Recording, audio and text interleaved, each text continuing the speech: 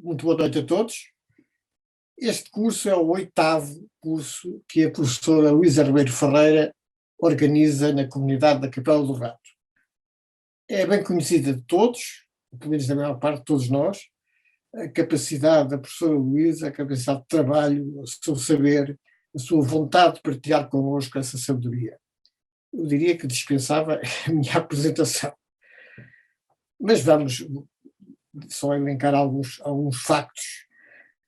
A professora Luísa é professora catedrática da Faculdade de Letras da Universidade de Lisboa, lecionou matérias filosóficas muito diversificadas nessa faculdade: filosofia moderna, didática da filosofia, filosofia da natureza e do ambiente, filosofia do espaço público, filosofia de género, etc.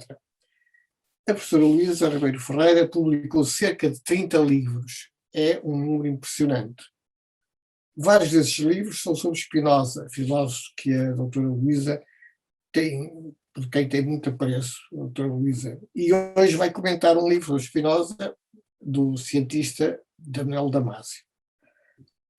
Entre muitos outros títulos, a professora Luísa é investigadora do Centro de Filosofia da Universidade de Lisboa, é coordenadora principal de Filosofia da Sociedade Científica da Universidade Católica Portuguesa e é membro de numerosas associações filosóficas estrangeiras. Uma vez aposentada, a professora Luísa não parou. Continua e continuará a escrever ensaios e artigos, bem como a fazer conferências sobre temas filosóficos e não só. A professora Luísa é um exemplo vivo de como a filosofia é importante para a nossa vida pessoal e coletiva e como é um erro afastar a filosofia do ensino. Infelizmente é o que tem acontecido. Mas, por tudo isto, obrigado, professora Luísa. Pronto. Então, muito obrigada. Sinto-me muito honrada pela apresentação que o Francisco Sarsfield Cabral fez de mim. Esta leitura que eu vou fazer da obra de António Damasio ao encontro de Spinoza, eu intitulei-a como uma leitura apaixonada de António Damasio. E há um comentador de Spinoza, que é o Pierre Macheret, e que escreveu algo que eu acho que se aplica a esta leitura. Ele diz: toda a leitura autêntica é, a seu modo, violenta, ou então não tem mais do que a benignidade de uma paráfrase. António Damasio faz uma leitura violenta de Spinoza, embora seja uma violência no bom sentido, obviamente. E isto porquê? Porque ele procura em Spinoza um antepassado das suas teses. Acha que Spinoza é precursor de algumas das suas teses. E realmente um dos grandes méritos deste livro é permitir que um não cientista aceda ao que se faz atualmente, no domínio da neurocirurgia cerebral.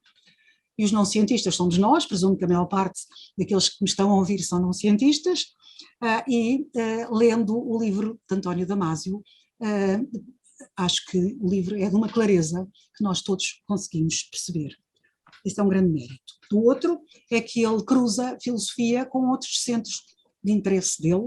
Ele é, obviamente, o seu principal centro de interesse é a ciência, e cruza a ciência, a filosofia, a literatura e a arte. E um terceiro aspecto que me parece também importante, e é um dos grandes méritos do livro, é tomar Spinoza como um interlocutor privilegiado. E neste livro há 3 viagens que se cruzam. Uma viagem à Holanda, feita pelo António Damasio, que foi revisitar os sítios que Spinoza habitou. Uma segunda viagem, que é uma viagem ao cérebro humano, procurando mapas que nos façam perceber as emoções e os sentimentos. E depois uma terceira viagem ao pensamento de Spinoza, que é revisitado na sua atualidade. E posso dizer que este livro é também orientado por um desejo e por 3 teses. O desejo é trabalhar os sentimentos com rigor científico, e é um desejo que é perfeitamente cumprido, digamos. Depois as teses do livro, as 3 teses. Por um lado é defender a origem neurobiológica das emoções e dos sentimentos. É como cientista que António Damasio vai falar das emoções e dos sentimentos. Depois, um outro objetivo, uma outra tese, é mostrar a diferença entre emoção e sentimento e explicar a dependência da emoção relativamente a uma base fisiológica. E uma terceira tese é sustentar que o teatro do corpo e o teatro da mente são partes constitutivas do mesmo mecanismo, e esse mecanismo tem como objetivo a regulação da vida. António Damasio é um cientista que se revê na cultura e um cientista também que se revê na filosofia. E eu escolhi duas afirmações que me parece que se aplicam muito bem a António Damasio. Uma dessas afirmações é de um poeta do século XVI e XVII, um poeta inglês, John Donne, e que escreveu: "No man is an island entire of itself.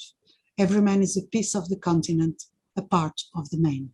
Portanto, nenhum homem é uma ilha completo em si mesmo. Todo homem é uma peça de um continente, é uma parte de um todo. E depois escolhi também esta afirmação de Publius Terentius, que é um dramaturgo romano do século II e que escreveu Homo sum humani nihil a me alieno puto, ou seja, sou um homem e nada do que é humano me é estranho. E penso que estas duas afirmações se aplicam extraordinariamente a António Damasio. E nele, em António Damasio, desconstrói-se o preconceito de que o cientista é um homem isolado. Desconstrói-se o preconceito de que o cientista é fechado no seu mundo, que usa uma linguagem críptica, portanto uma linguagem que mais ninguém percebe, que dialoga apenas interpares e que está circunscrito a um campo de interesses. Ora, o que nós vemos em Damasio é que ele é essencialmente um construtor de pontes. É um construtor de pontes, é um construtor de relações e situa-se na sua base, no seu ponto de partida, situa-se no campo de uma ciência de ponta, que é a neurologia, mas não se vai circunscrever à neurologia. António Damasio movimenta-se com à vontade no mundo da cultura e estabelece pontos entre a ciência, a literatura, a história, a música, a pintura e o cotidiano. Portanto, ele não vai ficar num universo de iniciados. Ele vai estabelecer pontos com o homem comum, com a mulher comum, e vai tornar a ciência familiar ao não cientista. Vai partilhar com o não cientista as suas investigações. E quem é leitor de António Damasio sabe que ele tem um estilo cativante, um estilo que atrai toda a gente. É como se nós fôssemos convidados a participar na sua investigação. E os mapas cerebrais que ele constantemente desenha são constantemente alternados com o recurso que ele faz a poetas, a músicos, a cineastas e, de um modo geral, com o recurso que ele faz a todo o mundo da cultura. E eu posso dizer que Damasio é um cientista, mas que ele é também um filósofo. E isto porque ele revisita constantemente filósofos do passado. Aliás, ele dedicou 2 dos seus livros a 2 filósofos da modernidade. Um deles é O Erro de Descartes, o primeiro livro que ele escreveu para o grande público, em que fala das suas investigações, mas que procura, através da visita a Descartes, fazer também uma incursão na filosofia e, sobretudo, tornar acessível às pessoas comuns os seus estudos do ser, não é? Neste livro ele é muito crítico de Descartes e considera que Descartes foi o grande responsável pela sobrevalorização da razão e acha que Descartes se esqueceu dos afetos. Eu neste ponto não estou de acordo com ele, aliás já conversámos sobre isso, porque não posso esquecer que Descartes escreveu um tratado, que é o Tratado das Paixões da Alma, em que ele vai falar justamente das paixões, ou seja, dos afetos.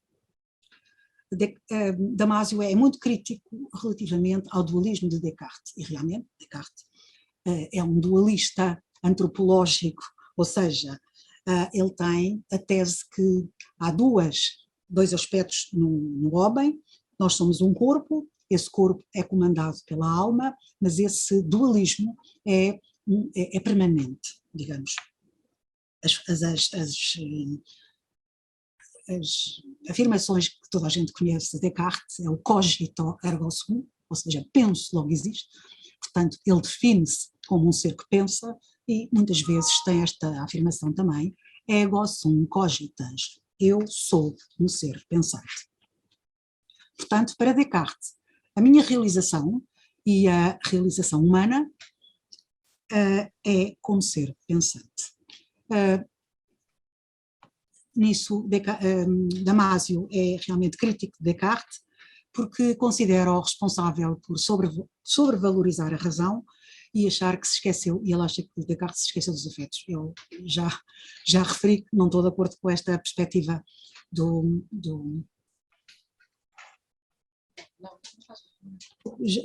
não estou de acordo com esta perspectiva de António Damasio.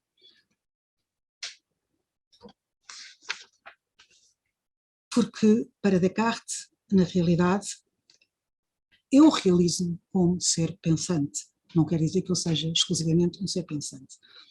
E há que separar as propriedades do corpo e as propriedades do espírito. Descartes diz, eu sou um pensamento e eu tenho um corpo.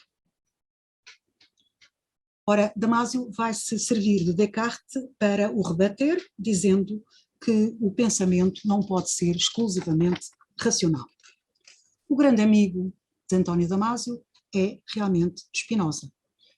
E Spinoza, ele compartilha com Spinoza a tese de que os afetos têm um papel determinante na nossa vida.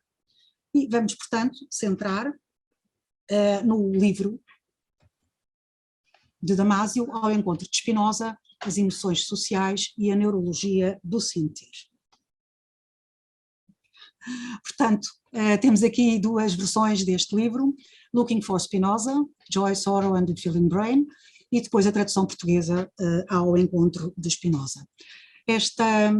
A capa do livro tem uma imagem muito bonita de um pintor holandês do século XVII, do Gerrit Dou, e chama-se Astrónomo à luz da vela, esta tela.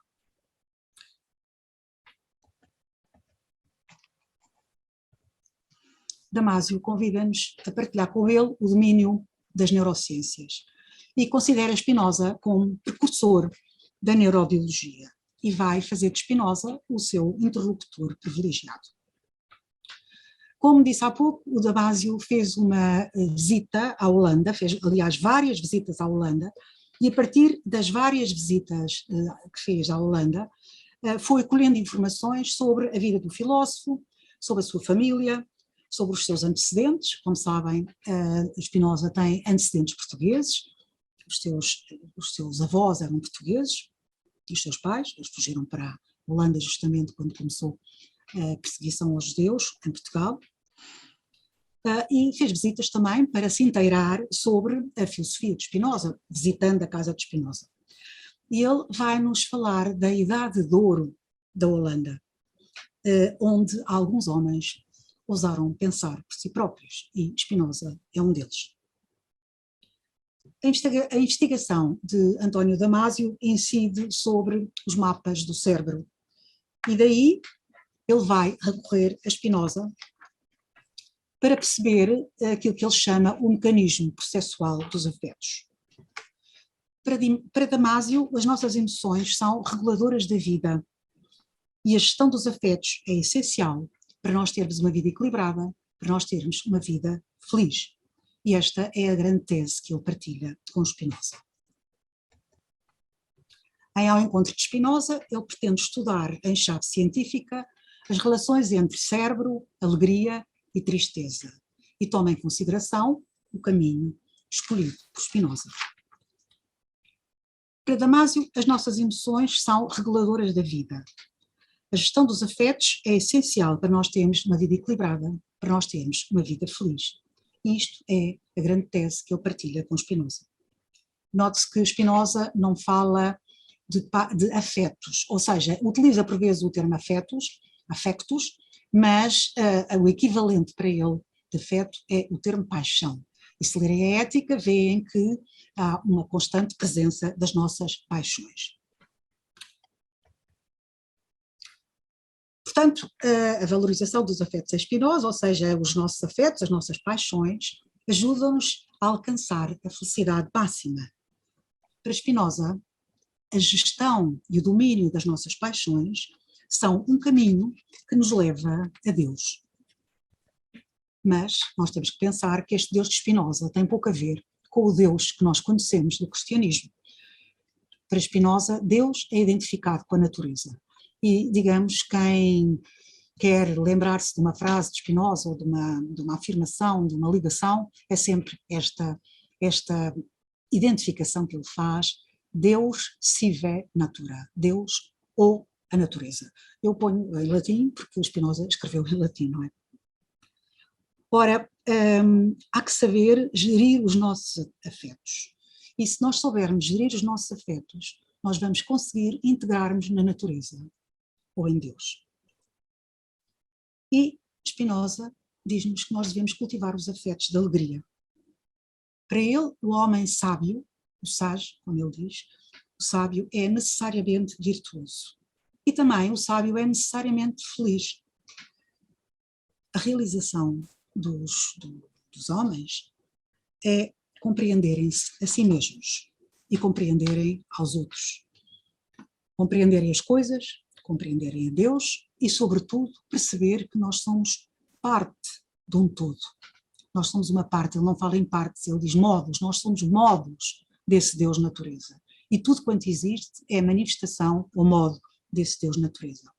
E esse Deus natureza é esse todo que nós procuramos conhecer, cultivando os afetos de alegria que vão aumentar a nossa potência. Isto é um conceito extremamente importante para Spinoza, que é o conceito de potência. Ele fala em conatus, a tradução de conatus é esforço, e ele diz conatus sive potentia, esforço ou potência. E isto que é o nosso, que é a nossa essência, é esse esforço, é a manifestação da potência divina em nós. Ou seja, é aquilo que nos constitui e que faz, e constitui justamente a nossa essência, é a potência da natureza que está disseminada em tudo quanto existe e também nos seres humanos. Porque tudo quanto existe é expressão ou manifestação de Deus. Desde a folha mais pequena ao ser humano, extremamente complexo, e desde a folha mais pequena ao ser humano, todos pretendem manter-se no ser. E esta é uma das proposições determinantes da ética, e que é a proposição 6ª do livro 3º, cada coisa, enquanto está em seu poder, esforça-se por perseverar no seu ser. E é por isso que em tudo há uma resistência. Uma pedra, por exemplo, se nós a pisamos, a pedra resiste. Isso tem a ver com o seu conatus. O livro 3º, digo o livro 3º, só uma pequena informação, a ética tem 5 livros, o primeiro livro é dedicado a Deus, o segundo livro é dedicado à mente, portanto à alma, mens, como ele diz, o terceiro livro aos afetos, o quarto livro à servidão humana e o quinto livro é dedicado à liberdade, não é? Ora, estas teses de Spinoza sobre o conatus, sobre o esforço que habita em todos os seres, desde o mais pequeno ao mais complexo, estas teses sobre o conatus vão ser reinterpretadas por Damasio em termos químicos e em termos neuronais.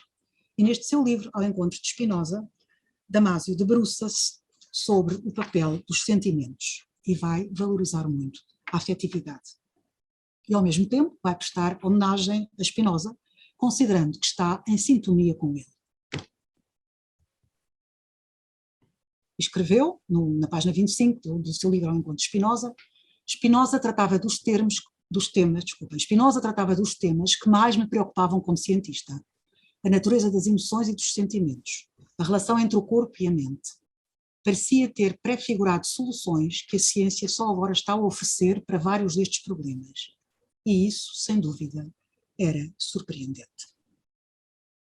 Nesta sua obra Ao Encontro de Spinoza, Damasio vai divulgar uma série de investigações que ele fez sobre a neurologia cerebral e presta homenagem a um filósofo que pode ser lido como estando em sintonia com ele, diz ele, Damasio, está em sintonia com Spinoza. e vai realçar em Spinoza a antropologia, ou seja, o estudo do ser humano. E vai dar, nesse estudo do ser humano que Damasio faz, vai dar muita importância à componente biológica. E considera que Spinoza também o fez. Aliás, ele tem esta afirmação de Spinoza: Spinoza é um proto-biologista, ou seja, para Damasio, Spinoza é um pré-biologista. E, segundo o cientista Damasio, a neurobiologia das emoções diz-nos que a alegria é melhor do que a tristeza e que a alegria é extremamente importante para a saúde do organismo. Ora, Spinoza, sem recurso aos conhecimentos científicos de Damasio, sem usar as técnicas avançadas de exploração cerebral que o Damasio utilizou, chega exatamente às mesmas conclusões do que Damasio no que respeita aos sentimentos e aos afetos. E isto fez com que Damasio escrevesse. Spinoza pretendeu, em primeiro lugar, estudar os sentimentos com rigor, usando os instrumentos de que dispunha, mas os instrumentos que ele dispunha eram pouquíssimos, ele dispunha do microscópio, e realmente com o microscópio não conseguia chegar ao nosso cérebro. Obviamente que os instrumentos usados por Damasio são muito mais sofisticados. Um segundo aspecto que ele considera que Spinoza pretendeu era considerar corpo e mente como manifestação de um mesmo organismo, e Damasio está em perfeita sintonia com esta tese de Spinoza. Para Spinoza, a mente, ele não fala em alma, ele não utiliza o termo ânima, ele utiliza o termo mens, e por isso eu falo em mens quando me refiro a Spinoza. Para Spinoza, a mente é outra maneira de dizer o corpo. E raramente utiliza o termo ânima, como disse. Damasio defende que a mente existe porque há um corpo que lhe dá conteúdo. E ambos sustentam que há uma luta permanente para nós nos mantermos, para mantermos o equilíbrio e para que todas as coisas mantenham o equilíbrio. Isto é uma tese que é comum a ambos. Ambos sustentam que os sentimentos e os afetos são expressões dessa luta. E ambos privilegiam o papel da alegria para uma vida equilibrada. Nesta sua obra, Ao Encontro de Spinoza, Damasio pretende estudar em clave científica as relações entre cérebro, alegria e tristeza, seguindo o caminho de Spinoza. Note-se que o enfoque de Damasio é predominantemente biológico, predominantemente antropológico. E nisso ele contrasta com Spinoza, porque o enfoque, a perspectiva de Spinoza é essencialmente metafísica, gnoseológica, ou seja, pretende fazer uma teoria do conhecimento, ligando-se exclusivamente àquilo que não consegue observar. É também, Spinoza tem uma vertente ética e uma vertente política. Curiosamente, numa outra obra de Damasio, Spinoza tem também uma presença subliminar. E estou-me a referir a um outro livro que se chama A Estranha Ordem das Coisas, The Strange Order of Things. Nesta obra, Damasio faz incursões constantes na biologia, no estudo das culturas, na ecologia, na filosofia e nas diferentes ciências, nomeadamente nas neurociências. E uma tese essencial que ele defende neste livro é a força imensa da homeostasia. Homeostasia, ou homeostase, digamos, é a tendência de alguns organismos para o equilíbrio, para a conservação de elementos fisiológicos e de elementos e do metabolismo, através de mecanismos de regulação. Para Damasio, a homeostasia é um imperativo inato, um imperativo que se traduz na persistência do ser. Tudo quer manter-se no ser. Qualquer organismo unicelular, diz-nos Damasio, qualquer organismo unicelular luta para se manter vivo. E há aqui uma grande semelhança com um conceito spinozano, de que nós já falámos, e que é o conceito de conatus sive potentia. Spinoza também diz, tudo quanto existe, desde a pedra ao ser humano, pretende manter-se na existência. O conatus, para Spinoza, é uma força que habita todos os seres que existem. O conatus faz dinâmicos todos os seres. E para Damasio, este esforço de perseveração no ser é este esforço que nos leva ao convívio com os outros. Esse mesmo esforço, segundo Damasio, está na base de atitudes e de atividades extremamente complexas, como são, por exemplo, as ciências, as artes, a capacidade de nós fruirmos da beleza, a construção da política. E tanto Damasio como Spinoza dizem que nós devemos gozar das coisas boas da vida. Damasio, tal como Spinoza, critica o dualismo de Descartes, que separa mente e corpo. E, como eu já disse, para Spinoza, a mente é outra maneira de dizer o corpo. Neste livro, A Estranha Ordem das Coisas, Damasio escreve: o dualismo arraigado que teve início em Atenas, que teve Descartes como patrono, que resistiu aos ataques de Spinoza e que tem sido ferozmente explorado pelas ciências informáticas, é uma posição que o tempo vai abandonar impiedosamente. Damasio, tal como Spinoza, defendeu que a cultura humana não se constrói só com a razão. A cultura humana precisa também de afetos. E organismos complexos, como são, por exemplo, os seres humanos, nunca conseguiriam sobreviver sem os sentimentos. Não conseguiriam sobreviver num processo civilizacional ou num processo cultural. Tanto Damasio como Spinoza combatem aquilo que chamam as paixões tristes. Para Spinoza, as paixões tristes diminuem esse nosso conatos, esse nosso esforço. E esse nosso esforço é aquilo que nos mantém vivos. Ora, do mesmo modo também, Damasio nos diz que a inveja, o ciúme, o medo, o desprezo, a repugnância, levam também a estados problemáticos de saúde e põem em causa o nosso bem-estar futuro. Damasio sublinha a relação entre formas benéficas de sociabilidade e os sentimentos afetivos positivos que devemos cultivar. Spinoza também critica a visão negativa dos homens, critica uma visão negativa da natureza humana e discorda que a natureza humana seja pecaminosa. Portanto, Spinoza vai defender também regimes políticos onde os homens possam ser livres, onde possam expressar a sua opinião sem medo, onde possam escolher os mais aptos para o governo. E, por isso, ele vai defender a democracia como o melhor regime político. E isto porquê? Porque a democracia é aquele regime que traz mais felicidade ao homem. Ele faz isso numa obra que ele escreveu, uma obra inacabada, que é o Tratado Político, e nessa obra inacabada ele tem uma, digamos, uma afirmação que é das poucas coisas que realmente eu critico em Spinoza, e que é dizer que as mulheres não devem fazer parte da democracia. No regime democrático, bem, temos que pensar que ele está a falar no século XVII, não é?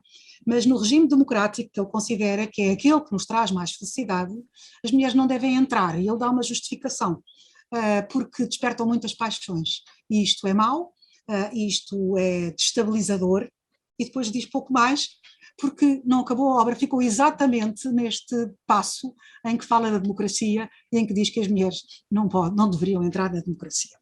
Não vou, claro, alongar-me sobre isto, mas só a título de curiosidade. No final da sua obra, da obra Ao Encontro de Spinoza, António Damasio interroga-se se gosta de Spinoza. E a resposta que ele vai dar é uma resposta ambivalente, porque ele diz, mais do que gosto de Spinoza, ele considera que Spinoza o perturba, considera que Spinoza o intriga e que Spinoza o leva a querer estudá-lo sempre mais, não é? Isto é a minha prova da importância de um filósofo no seu percurso de investigação e de vida. E nesta atitude eu estou em total sintonia com Damasio. Damasio apresenta-nos uma leitura biologizante de Spinoza. Considera que o corpo lidera o processo do nosso comportamento. O corpo de Damasio complexifica-se no cérebro e depois na mente, que é algo que, segundo Damasio, emerge do cérebro. Ora, no caso de Spinoza,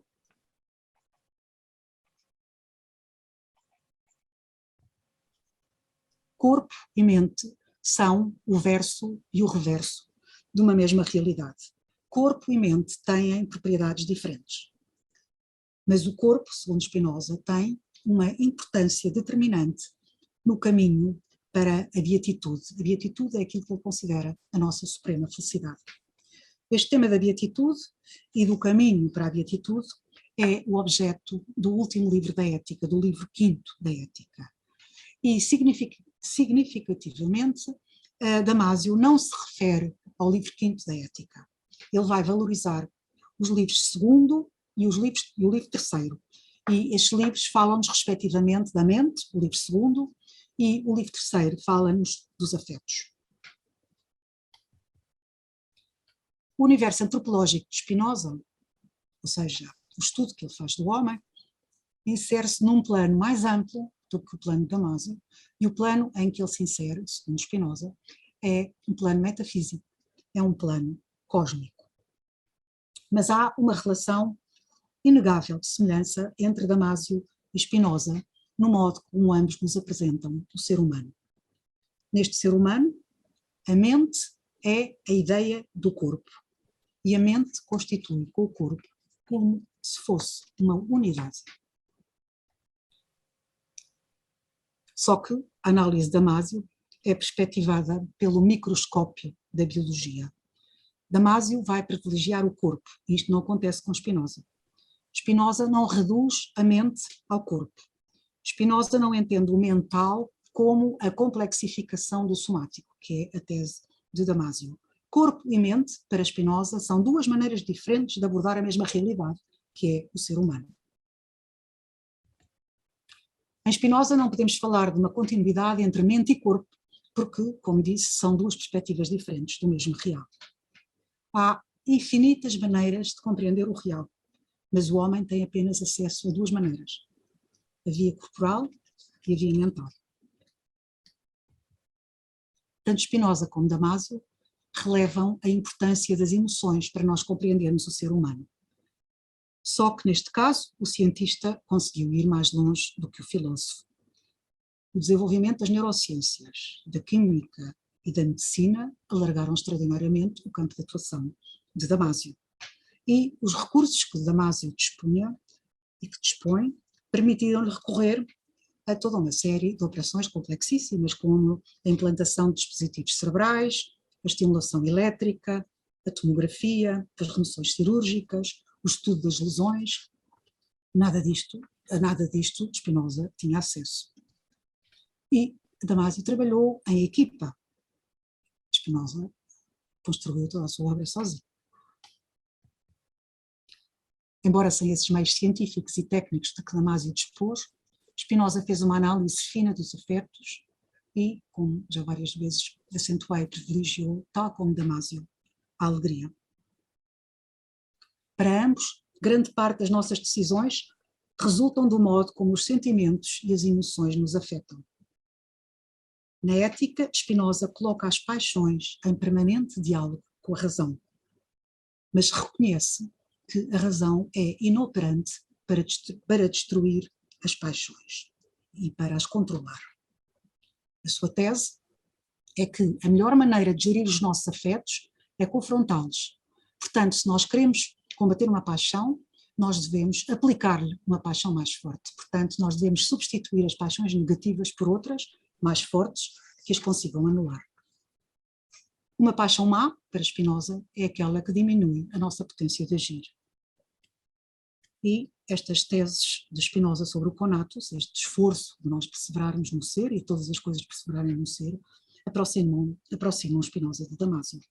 E esse esforço que no homem assume a forma de desejo, porque o desejo é a consciência desse esforço, é explicado por Damásio em termos exclusivamente químicos e neuronais. António Damásio tem sobre a natureza humana uma concepção unitária e analisa essa natureza humana na sua realidade psicossomática. As teses de Damásio são teses integradoras, mas na base da sua visão, que é uma visão monista, Spinoza está presente, embora, claro, as neurociências lhe tenham aberto toda uma série de outras portas. Para Damásio, os processos mentais têm uma base biológica, porque assentam na capacidade que o cérebro tem de construir mapas do corpo. Spinoza, com os dados científicos de que dispunha, nunca poderia ter chegado a estas conclusões. como consequência da interpretação biologizante que Damasio faz de Spinoza, há temáticas determinantes que o autor da Ética deixou de lado.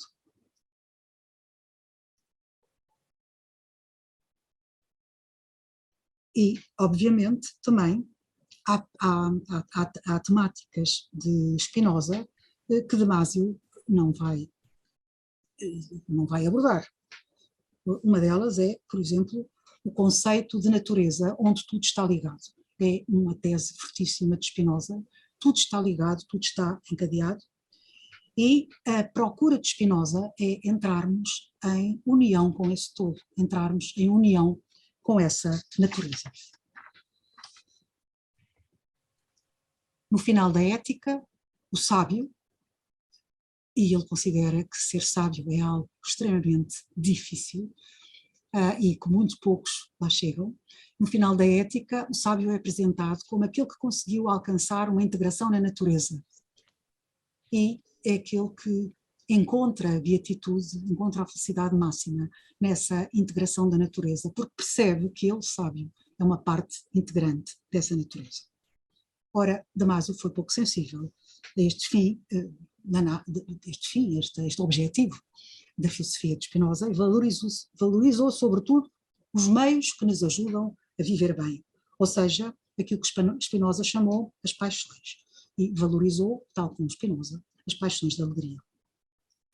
Spinoza fez das paixões um instrumento da nossa libertação, mas o objetivo de Spinoza não se reduz a uma imunologia mental capaz de criar anticorpos, capaz de criar antipaixões. A ética não tem como fim último uma terapia. Ela pretende mais. Ela pretende apresentar como meta aquilo que Spinoza chama a salvação. Salus. Salus também tem como tradução possível saúde, mas não é a saúde que Spinoza pretende. Aliás, ele era um homem extremamente doente e morreu de tuberculose, morreu realmente da sua fraca saúde. Agora, alcançar a salvação é uma via dificílima, segundo Spinoza, que poucos alcançam. E por isso Spinoza chama-lhe a via per ardua, a via extremamente árdua. Mas ele acha que só aqueles que alcançam essa via per ardua é que serão detentores da suprema alegria. Não é? As últimas palavras da obra de Damasio ao encontro de Spinoza falam-nos das vantagens da neurobiologia para fazerem os homens, os seres humanos, a humanidade mais feliz. Mas essa melhoria da condição humana está longe da suprema alegria que Spinoza promete. Damasio encontrou em Spinoza um antecessor. Quer o cientista, quer o filósofo afastaram-se de concepções moralistas. Quer um, quer outro colocaram o desejo no centro de todas as suas concepções antropológicas. Damasio sentiu-se feliz em partilhar as descobertas e experiências que nos permitem compreender melhor a ação humana. A grande conquista de Damasio foi mostrar-nos como funciona o nosso cérebro, permitindo-nos controlar melhor o nosso comportamento. Nas últimas páginas do seu livro, ele fala-nos das vantagens que a neurobiologia pode trazer a todos os homens, assegurando-lhes um futuro melhor e uma vida mais feliz. Mas Spinoza foi mais longe. Ele propôs-nos a salvação, salus. E, realisticamente, ele diz-nos no final da Ética que essa salvação só será alcançada por poucos homens. A beatitude é raramente e dificilmente atingível, porque, como ele diz no final da Ética, e é mesmo a última linha que ele escreveu na Ética, tudo o que é sublime é tão difícil quanto raro. Mas é este o desafio que ele nos faz,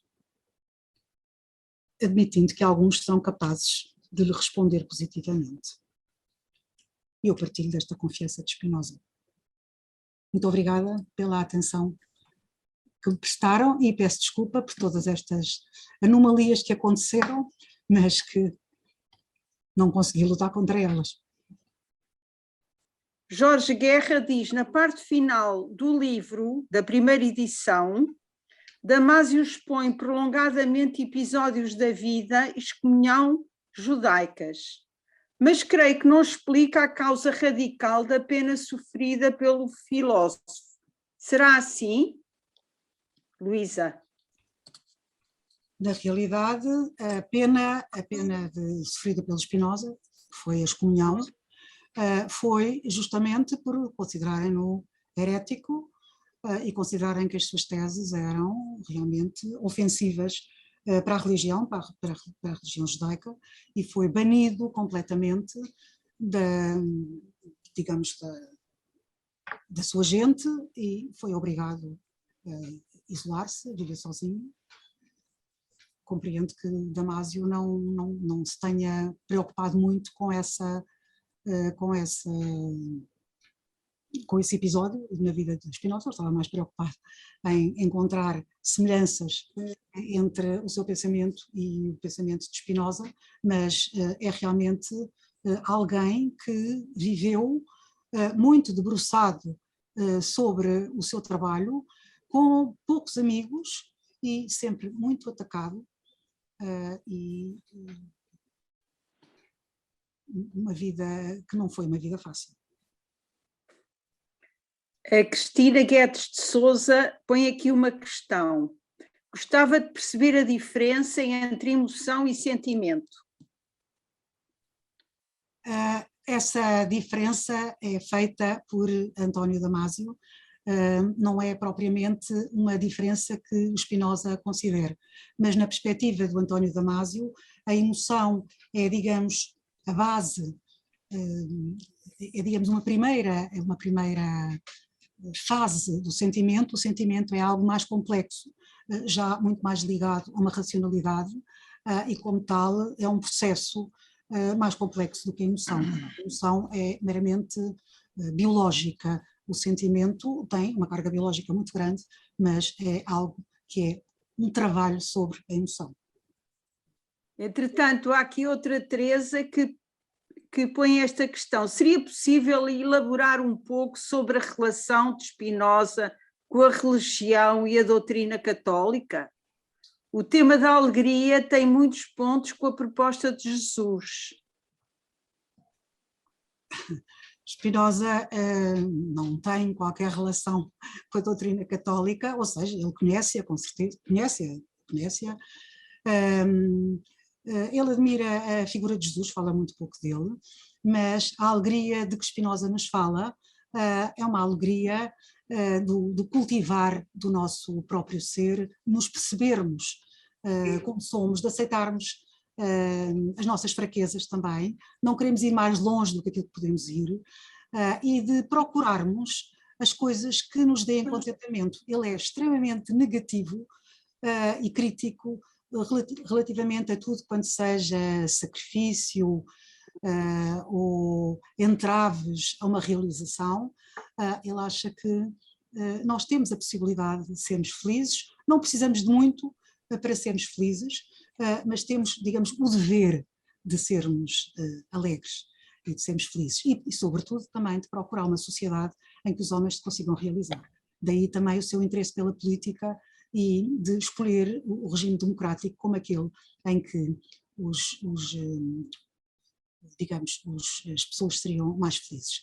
Agora, ele não é crítico, não é de maneira alguma crítico de Cristo, digamos. Houve um correspondente de Spinoza que teve com Spinoza escreveu uma série de cartas insultuosas, justamente acusando-o de herético e acusando da sua falta de cristianismo. Ora, Spinoza é um judeu, não é? Mas a resposta de Spinoza foi sempre no sentido de respeitar a figura de Cristo, embora não fosse uma figura que fosse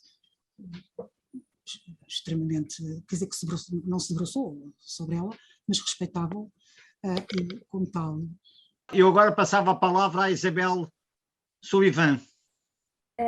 Boa noite, muito obrigada por estar aqui. Gostei muito desta intervenção e a filosofia devia nos acompanhar os estudantes até muito tarde, até na faculdade de ciências, etc. E não acontece e faz muita falta a todos nós. Eu vou ser rápida, só um apontamento, Spinoza, de achar que as mulheres, o que nós já avançámos, as mulheres não deveriam fazer parte dos regimes de democracia, mas ainda acontece em muitos países do mundo, que as mulheres não têm lugar, isso ainda não foi erradicado. Mas a pergunta que eu punha, e talvez seja um bocado dura demais, e centrando no Spinoza, não, no Damásio, António Damásio e tudo o que a professora Luísa Ribeiro Ferreira disse, eu pergunto, como se pode ser feliz num mundo assim? Essa é a minha pergunta. Bem, isso é uma pergunta de resposta difícil e não sei. Quer dizer, no caso de Spinoza, ele acha que nós não devemos de todo cultivar aspectos negativos da nossa vida e que devemos fazer um esforço por nos aproximarmos daquilo que nos é agradável. No caso de Damásio, ele considera que os vários afetos, não é? Ou os vários sentimentos que também são trabalhados por nós trabalhamos os nossos próprios sentimentos. E a procura desses sentimentos de alegria é algo que nós devemos também fazer, e nesse aspecto eles estão realmente em sintonia. A ideia de que o sacrifício, por exemplo, nos poderá engrandecer é algo que é completamente alheio, seja a Spinoza, seja a Damásio, e que nós devemos na nossa vida procurar tanto quanto possível, claro que é difícil, não é? Mas procurar tanto quanto possível ligar-nos a coisas que nos deem prazer, a coisas que nos realiza e não cultivar, digamos, aspectos negativos, depressivos, etc. Obrigada. Eu passava agora a palavra à Teresa. Mas como? Está bem, desculpe, já tenho o microfone aberto. Já tem. Já, olha. Luísa, obrigada pela tua exposição, gostei muito.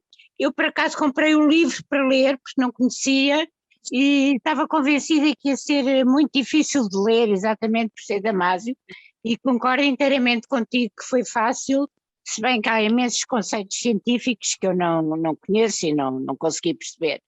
Mas há uma coisa que eu percebi, há uma coisa que eu queria dizer. Eu, por acaso, acho que a minha opinião, se me permite, eu não acho que o Damásio seja um filósofo. Eu acho que ele errou exatamente por causa disso com Descartes, porque ele estava a tomar Descartes, a ver Descartes de um ponto de vista científico, não foi o princípio de Descartes. Descartes não era um cientista, ele era um dualista do corpo e da mente. E agora ele aproximou-se de Spinoza, exatamente porque o Spinoza tem uma relação diferente entre o corpo e a mente, que é também a relação que a ciência tem. A ciência hoje em dia também tem. E é por isso que eu acho que ele se aproximou de Spinoza, e isso não faz dele um filósofo.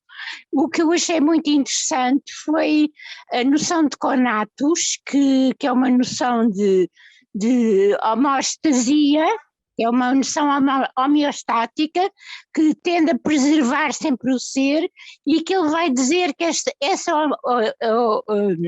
noção de homeostasia ele também encontra no cérebro, mesmo nas deliberações mais complicadas do córtex cerebral. A base também é essa. E eu acho isso é que eu achei super interessante, era isso que eu queria dizer. Pronto, não sei se estás de acordo comigo, se não. Obrigada, Teresa. Estou de acordo, claro, eu digo, Spinoza, Damásio é filósofo num sentido muito lato, não é? Na medida em que ele, não só neste seu livro, O Encontro de Spinoza, mas nos livros que ele escreve, há uma presença constante da filosofia que ele revisita, não é? Claro que isso não faz dele um filósofo, faz dele um amigo da filosofia, mas se nós formos socráticos, o amigo da filosofia é filósofo, não é? Portanto, num sentido muito lato. Claro, não é um filósofo encartado. Ele é essencialmente um cientista, estou completamente de acordo. Passava agora a palavra à Helena. Muito boa tarde. Eu queria, em primeiro lugar, dar os meus sinceros parabéns à Luísa, à belíssima exposição que nos fez. Damásio não é pode ser uma leitura simples em certos casos, mas é um pensamento complexo que nos desafia e, portanto, é muito bom ouvi-la e ouvi-la falar desta relação com Spinoza. A minha questão tem a ver com também uma discordância que eu tenho relativamente a Descartes e talvez à forma como António Damásio e eventualmente Spinoza fazem a avaliação de Descartes. No meu entendimento, sim, Descartes tem essa dualidade razão-corpo, mas no Traité des Passions, precisamente, no Tratado das Paixões, a meu ver, vital que ele descreve a paixão no sentido aristotélico, mas de uma maneira ainda mais forte do que em Aristóteles, como um conjunto de emoções e de sentimentos que são inflacionados no território, no terreno das emoções, de tal maneira que abafam todas as outras emoções. Isto é central, por exemplo, para compreender todos os grandes escritores franceses do século XVII, desde Racine a Madame de Lafayette até Molière mesmo. São todas as personagens das obras que estes escritores escreveram, provêm da escola de Madame de Maintenon, da escola de Saint-Cyr, que era, no fundo, o protestantismo dentro do catolicismo, não é?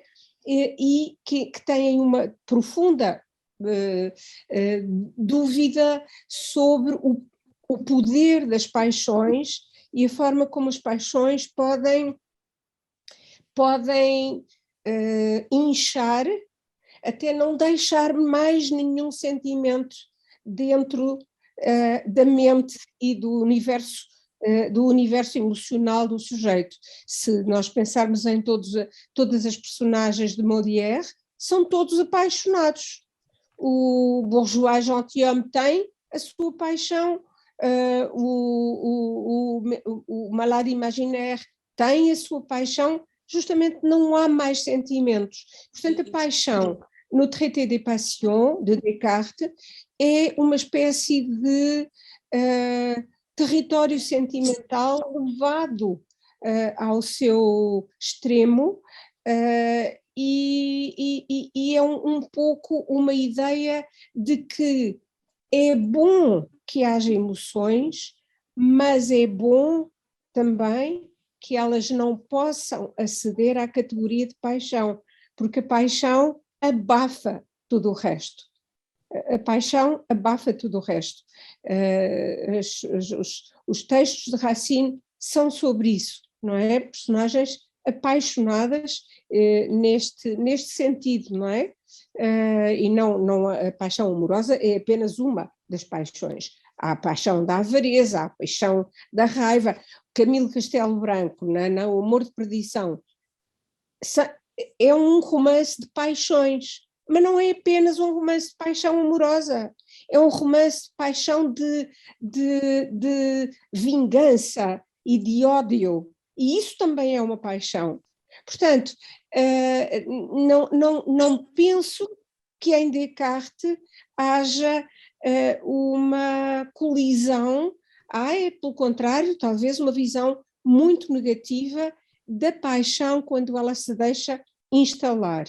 E creio, daquilo que eu conheço de Descartes, que se trata, no território do cogito, de encontrar uma maneira de fazer com que a paixão seja contida dentro de limites que não firam ou que não produzam o pathos, o sofrimento do ser humano. Era só isto. Muito obrigada, Helena, foi uma excelente exposição de Descartes. E eu estou inteiramente de acordo. Eu acho é que as pessoas tendem a, digamos, a fixar Descartes no cogito ergo sum, ou seja, no penso logo existe, porque Descartes, para definir o homem, define-o como um ser pensante, não o define como um ser de paixões, por exemplo, não é? E ele ficou sempre ligado ou caricaturado devido a essa apresentação, digamos.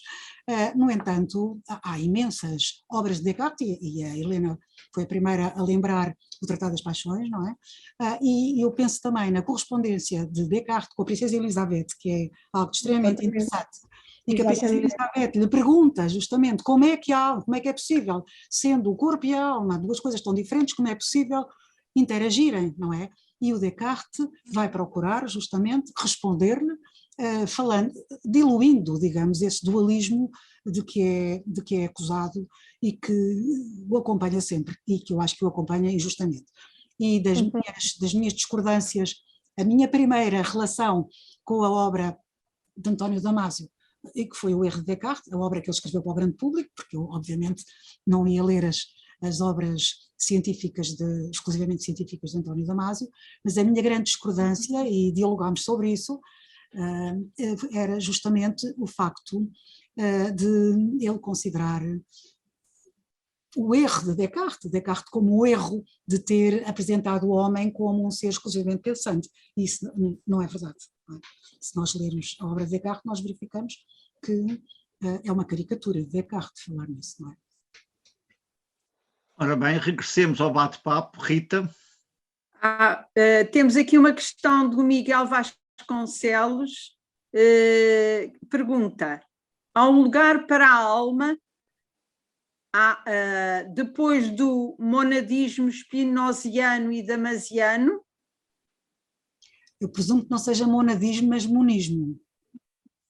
Não, está lá escrito monadismo. Pronto, mas isso, mónada Spinoza não é mónada nem o António Damasio. Agora, monistas são, no sentido de valorizarem, no caso de Spinoza,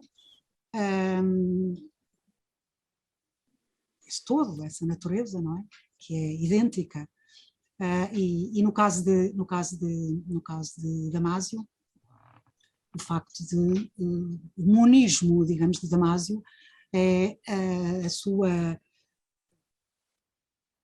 digamos, a sua escolha pela vertente biológica que é dominante, não é? Mas não percebi muito bem Era monismo, foi corrigido, era de facto monismo, como oposição ao dualismo. Oh, Rita, não te importa, eu fiquei atrapalhada com o nomadismo e, portanto, não te importas de reformular a pergunta? Há um lugar para a alma. Sim. Há um lugar para a alma, ânima, psique, depois de monismo spinoziano e damasiano. Pronto, assim já percebo completamente. E a pergunta feita desta maneira é totalmente consistente. No caso de Spinoza, a alma é uma outra maneira de dizer o corpo. Ele é monista porque não considera a alma para um lado e o corpo para o outro, não é?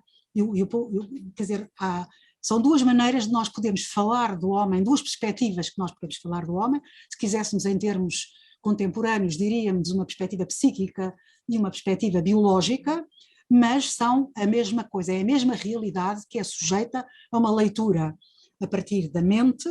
O Spinoza usou pouco o termo alma, mas realmente, por exemplo, a primeira tradução da Ética, o termo mens foi sempre traduzido como alma. Hoje em dia, este ano, saiu uma tradução excelente da Ética, feita pelo Diogo Pires Aurélio, em que realmente não é o termo alma que aparece, porque não é usado por Spinoza este termo, mas sim o termo mente, e são, na realidade, duas perspectivas diferentes para falar do ser humano. No caso de Damasio, não faz sentido falar de alma. Digamos, a explicação que Damasio faz do ser humano é uma explicação a nível somático, não é? E, portanto, a mente é, digamos, o aspecto psíquico, e o suporte da mente é um suporte físico, fisiológico, biológico. Nada tem a ver com o conceito de alma, por exemplo, no cristianismo. Não é? Uhum. Depois aqui o Jorge Soeiro Marques faz aqui uma afirmação, não sei se queres comentar.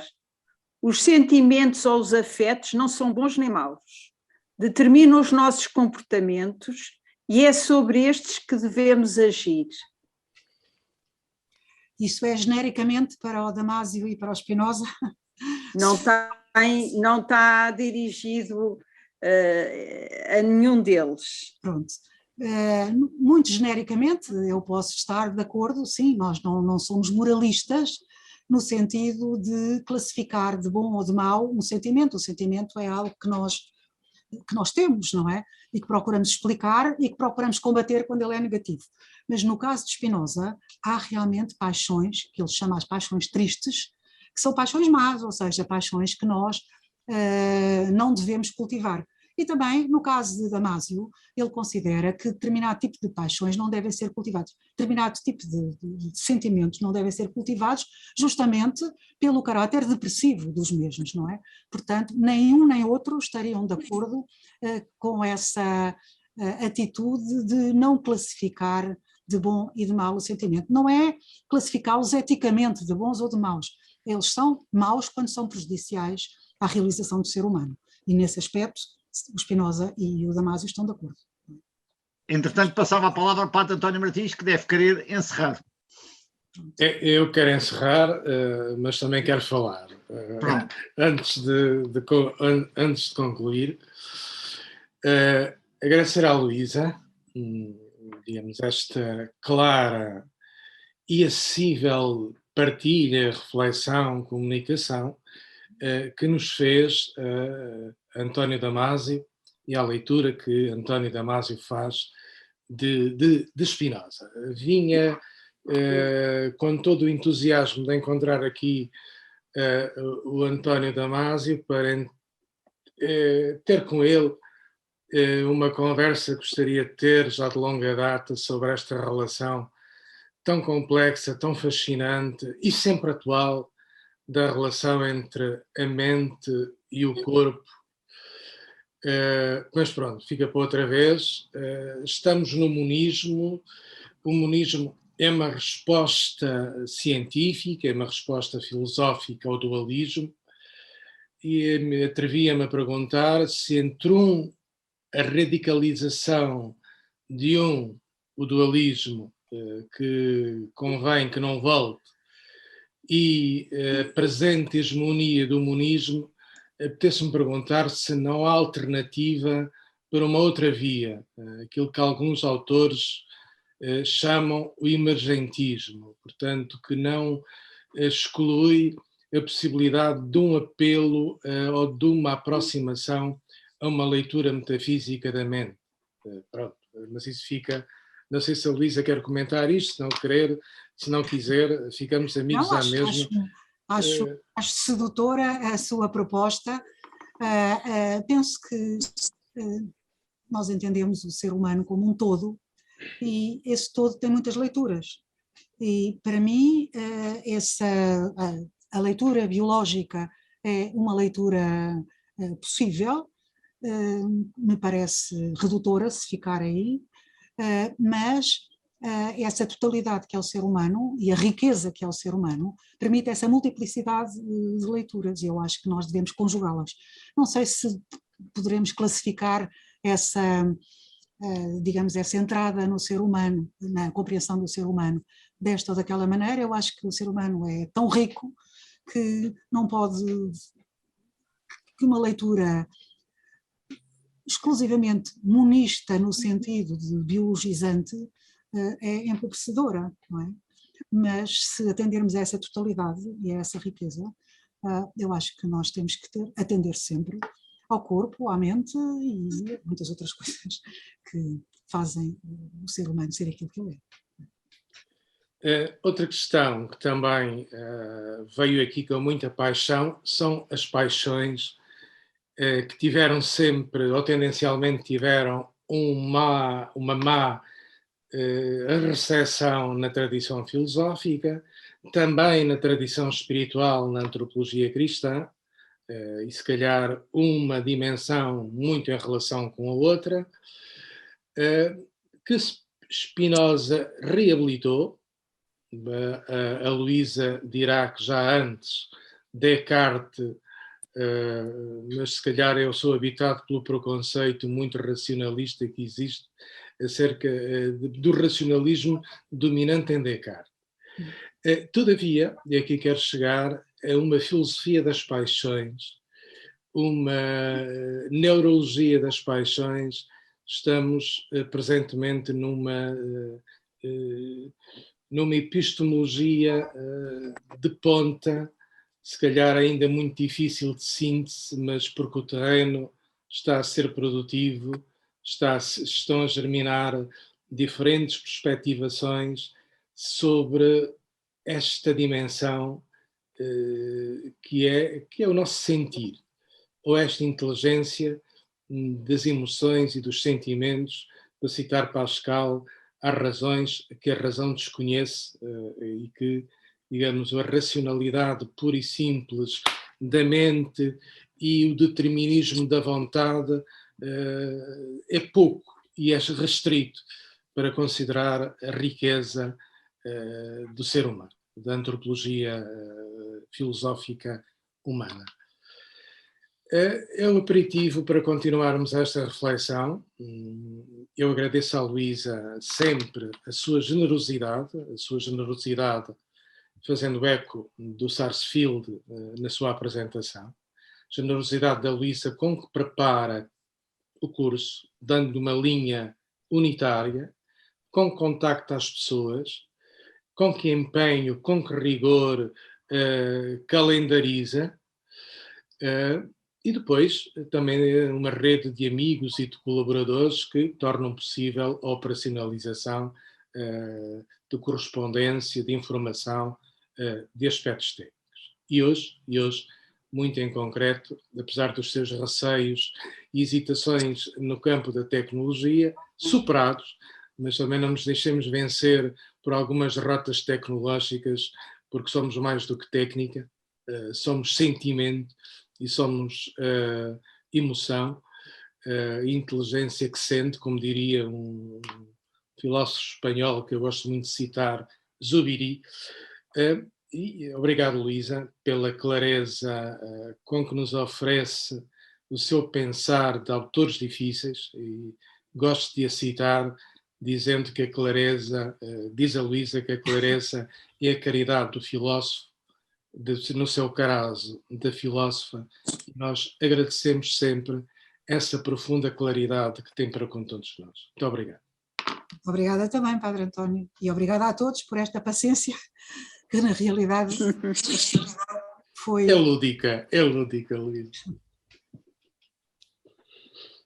Obrigado, uma boa noite a todas as pessoas que participaram, que deixaram as suas perguntas, em direto ou em escrito, a Teresa e a Helena Uesco pelo seu contributo, e até para a semana, segunda-feira, à mesma hora, às 19 horas.